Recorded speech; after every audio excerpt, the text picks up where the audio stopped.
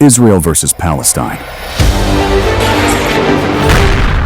More than 50,000 people have been killed in the Gaza Strip since the war began. Iran versus Israel. Russia versus Ukraine.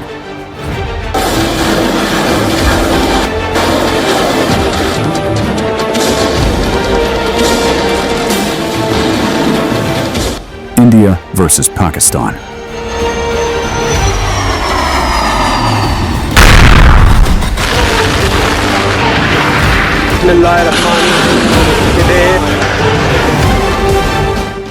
China versus Taiwan. China is once again flexing its military muscle around Taiwan. The world has seen conflict before.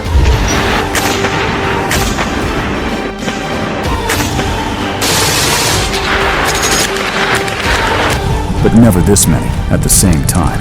So the question is, are we heading into something far worse? Are we watching the first sparks of World War III?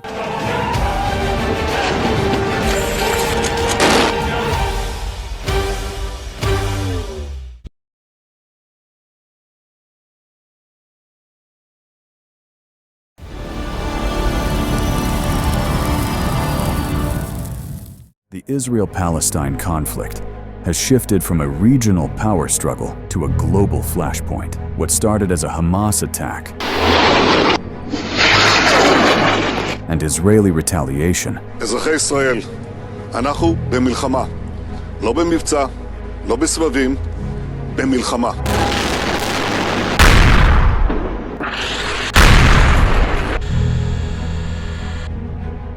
quickly spiraled into a larger war involving Iran-backed groups like Hezbollah, Houthis, and Shiite militias in Syria and Iraq. For the first time in decades, Israel is openly fighting on multiple fronts, while Iran's fingerprints are visible across the battlefield. The US has moved warships to the Mediterranean, and countries like Russia and China are watching, not neutrally, but calculatingly. This conflict has triggered mass protests worldwide and reopened old wounds across the Islamic world. But the real danger lies in the chain reaction. Israel strikes Lebanon.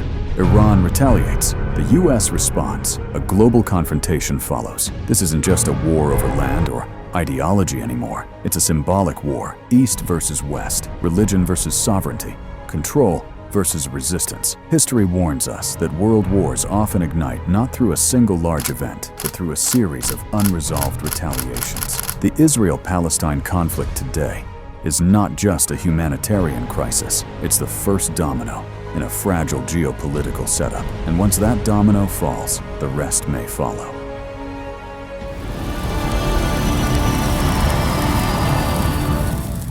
The Iran-Israel conflict has moved out of the shadows. What was once a covert Cold War, fought through spies, cyber attacks, and sabotage, has become a full-blown military confrontation. Israel's targeted airstrikes on Iranian military sites and nuclear infrastructure were intended as deterrents, but they triggered a powerful response. Iran didn't just threaten, it acted, launching missiles and drones directly at Israeli cities. This marked a historic shift. For the first time in decades, two sovereign states were engaging in open warfare in the Middle East. The global implications are chilling. Iran controls key maritime choke points, like the Strait of Hormuz. If it chooses to shut them down, the world's oil supply could collapse overnight, triggering a global economic crisis. The US is already militarily involved, and behind Iran stands China and, to some extent, Russia, strategic partners with their own interests. Although a fragile ceasefire has now been declared between Iran and Israel, tensions remain dangerously high. Both sides continue to issue threats, and the risk of renewed conflict still looms large, making this confrontation one of the most volatile flashpoints today, where a single misstep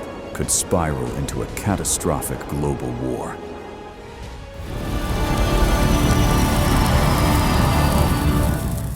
The war in Ukraine is the closest the world has come to World War III in decades. What began in 2022 as a brutal invasion has transformed into a long, grinding war, one that has turned Ukraine into a battlefield between two global superstructures, NATO and Russia. Billions of dollars in Western weapons intelligence, and training have poured into Ukraine. In response, Russia has unleashed hypersonic missiles, mass conscription, and now openly threatens nuclear retaliation if it feels cornered. Vladimir Putin appearing to threaten to use nuclear weapons if Ukraine fires American-made missiles into Russia. But what truly elevates this from a regional conflict to a global crisis is the nuclear tension. Every escalation, whether it's a drone strike in Crimea or an accidental missile crossing into Poland, risks pulling NATO directly into combat. And if NATO enters officially, Article 5 is triggered. From there, all bets are off. The Ukraine war has also deepened global divides. China backs Russia economically. Iran sends drones. The West hardens sanctions. The world is forming blocs, just like it did before the world wars of the past. If peace talks continue to fail, and the battlefield continues to expand, it may not be the end of something. It could be the beginning of something far worse.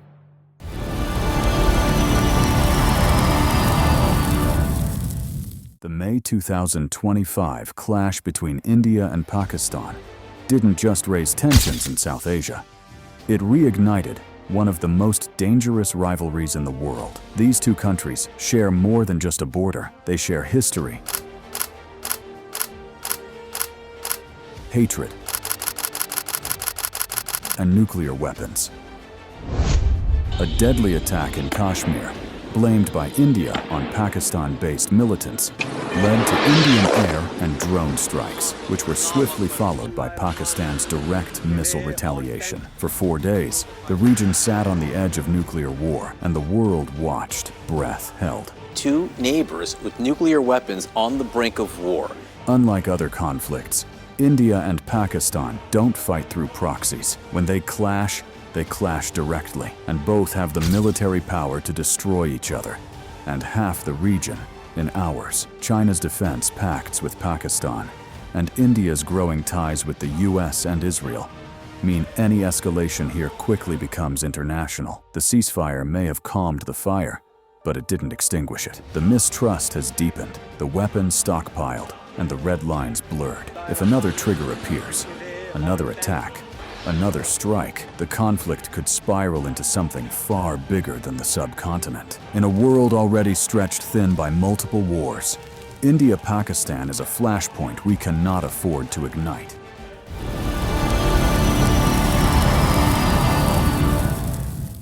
The tension between China and Taiwan isn't just a dispute over territory. It's the final thread holding back a potential war between global superpowers. For years, China has increased its military presence in the Taiwan Strait, launching exercises that look more like rehearsals for invasion. Meanwhile, Taiwan, backed by US military support and intelligence, has dug in deep, ready to defend every inch. If China attacks, it will not be a small war. It will likely trigger an immediate response from the US Pacific Command, bringing Japan, Australia, and possibly even NATO into the equation. And the terrifying part? China and the US are both nuclear powers, with advanced cyber and space warfare capabilities. And if war breaks out here, it will not be regional. It will be the moment World War III stops being a theory and becomes a reality.